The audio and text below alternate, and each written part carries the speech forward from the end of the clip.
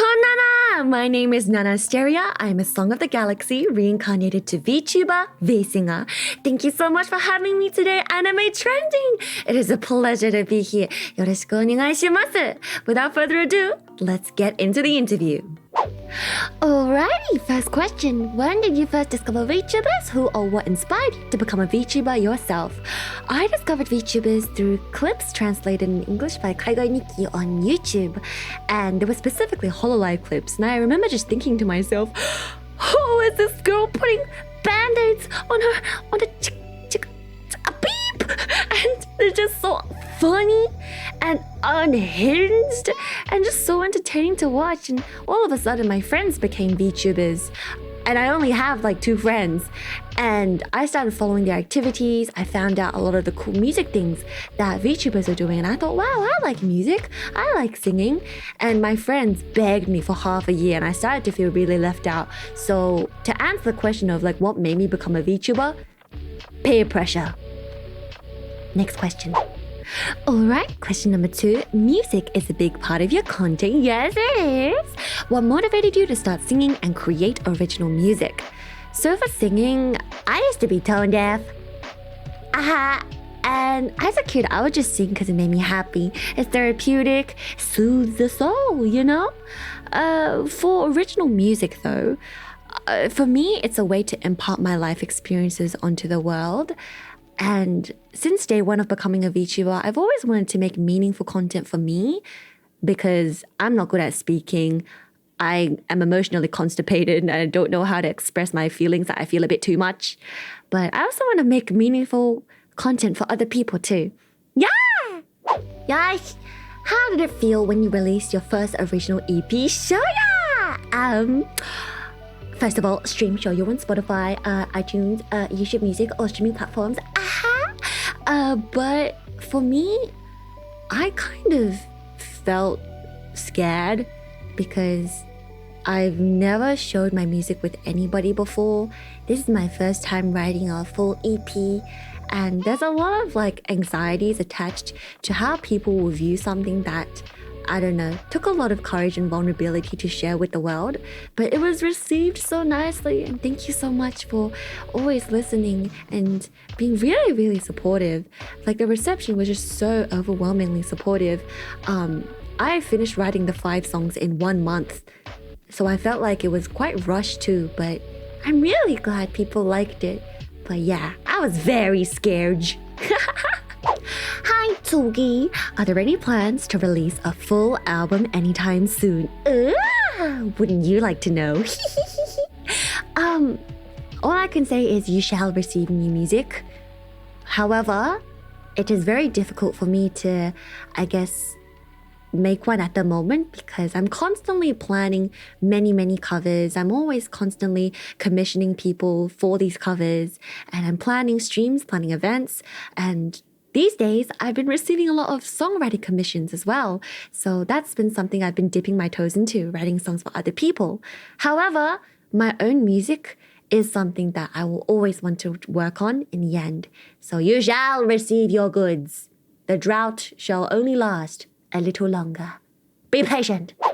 Alrighty, next. Your original song, Darkest Before Dawn, carries some heavy themes of bullying and mental health. Can you talk a bit about what inspired you to make this song? Alright, so I wrote Darkest Before Dawn when I was in a pretty dark period of my life. And what inspired me specifically was, as I said before, I want to write songs and make content that imparts my life experiences, my worldviews, to share with people. And I want to make meaningful content that means a lot to me personally, and hopefully is meaningful for other people as well. Specifically, I find all forms of art and content talking about mental health to be really important and relatable for me, particularly. It makes me feel seen. And it's really comforting for me when I see, I guess, that, they're expressing some real life issues that deeply affect many people, but in a way that makes me feel like, I'm not alone. Darkest Before Dawn's entire message is that there is light at the end of the tunnel and that there is hope for everybody. And so that is the message that I really wanted to, express with this song, and something that I've always wanted to say to people who've been struggling in my personal life, which is, I guess, one of the big inspirations for why I wrote this song.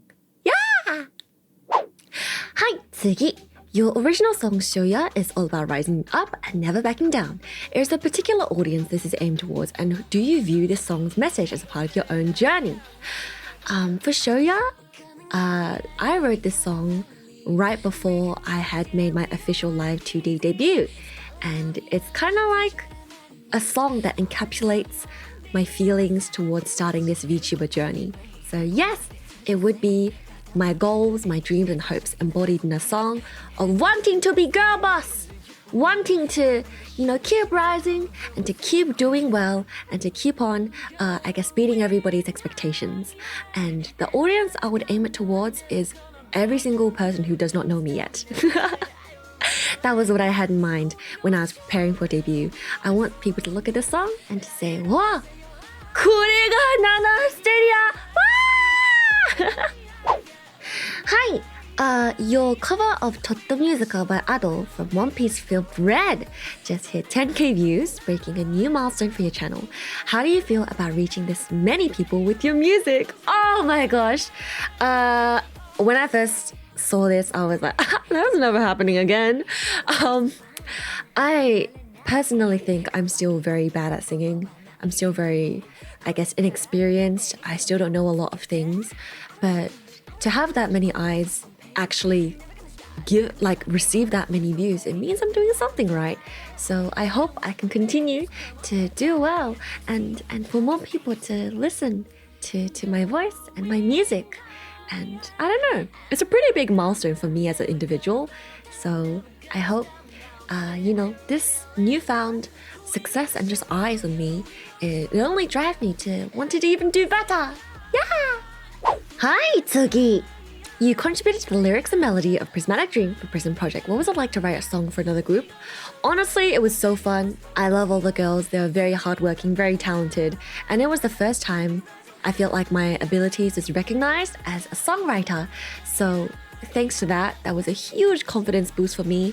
And it made me feel just very, very, very grateful.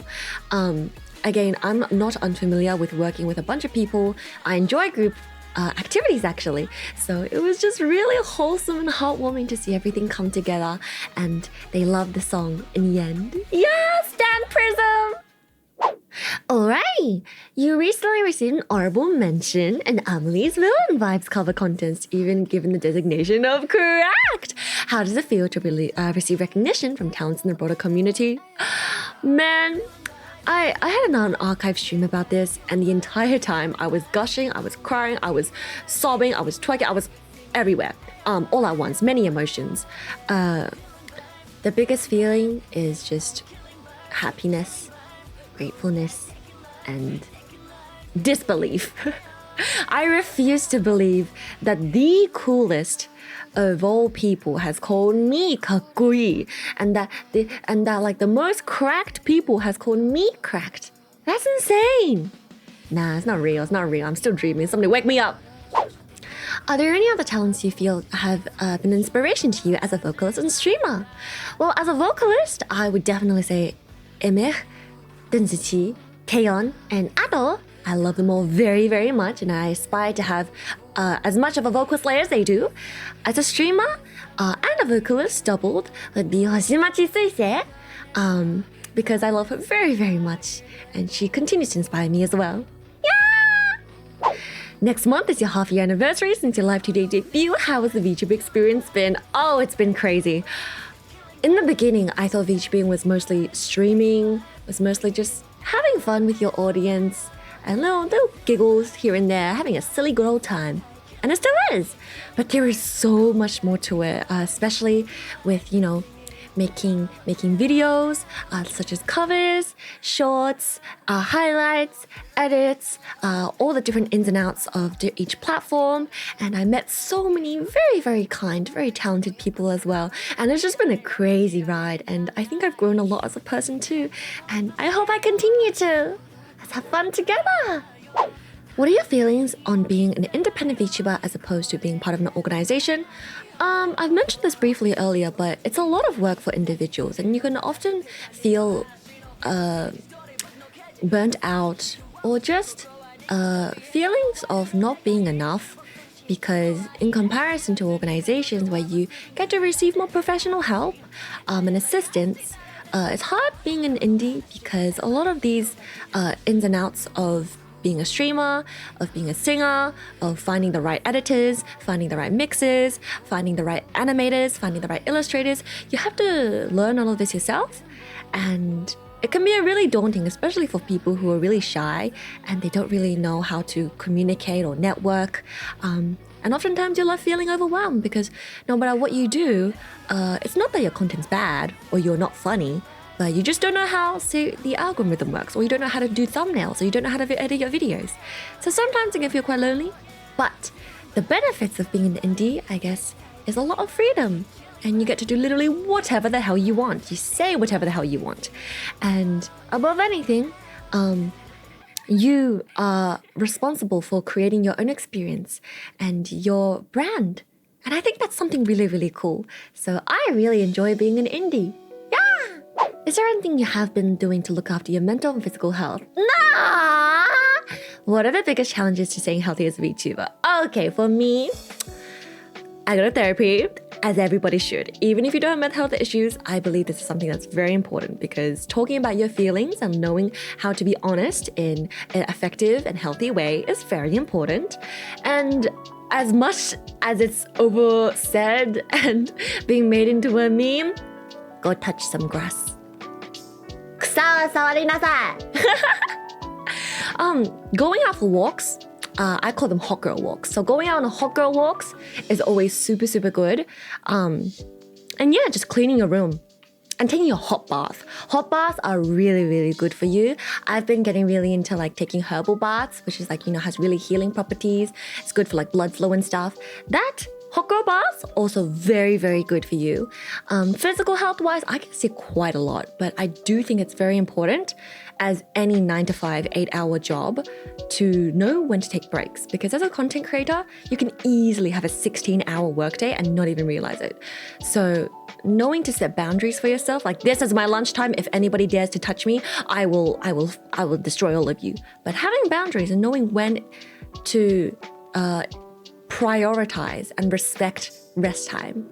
But the biggest challenge to stay healthy as a VTuber is 100% health related.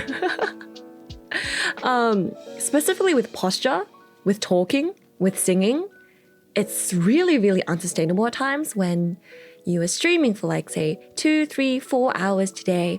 Afterwards, you have to record for a song for like another 2, 3, 4 hours. And then the next day, you have to do that all over again. And then after that, you have to like record, I don't know, say like shorts or something. And after that, you have to like, you know, contact all of these people that's been working for you for different videos. And oftentimes, you just overwork. It's just burnout. Other one is posture, sitting like a shrimp in your chair, like a little prawn in your chair for like hours straight. That's why redeems like, you know, hydrate, stretch, change postures, all really good. But even after streams, no one talks about this, but we often stay in that chair and keep working. So going on hot girl walks and stretching is very, very important. Please exercise, everybody, and stretch and take care of yourselves for a long, healthy, sustainable career. Hi! Recently, somebody uploaded your covers onto Bilibili. How does it feel to have an international audience? What does the Galaxy Gang mean to you? I found out about this just recently too. And a part of me is like, whoa, I'm on and you think I'm good enough to like re-upload onto other sites? Wow! So yeah, I mean, mostly I just feel honored. I don't have any plans to stream on Bilibili anytime soon. So I guess for people to try have an audience over there for me is, you know, pretty pog. But how does it feel to have an international audience? I feel like even though the majority of my current audience is American, I get quite a few Japanese people in my chat sometimes, some Korean people. And so I'm just like, wow, even though you don't understand what I'm saying, I'm so honored. I try my best to learn languages so I can communicate with other people. But to have them think I'm worth their time, even if they don't understand what I'm saying, it's just touching, man. Thank you. And what does the Galaxy Gang mean to you? they have my heart. Galaxy Gang has my heart, and I'm entirely and utterly grateful to them because everything I do right now is, and all my successes, is owed entirely to them. Thank you! Alrighty! Is rolling Gacha's streamer buffer enough to your luck? Oh boy! Okay, in my experience, streamer's luck is real. Don't tell anybody I said this, but streamer's luck is real. No, just kidding. Sometimes, but most of the times, I'd say it's a buff. I become more excitable. I have more hype, and it always makes for a good time, even if our favorite anime characters don't come home. Alrighty, last question. Any shoutouts you wanna give? My best friends Helen the Witch and Emmy Ringo. I love them with my life, and I would not be here without them. Please check them out as well. And with that being said, that concludes today's interview. Thank you so much for watching the video, and be sure to check out Anime Trending. Mata mama! Otsunama!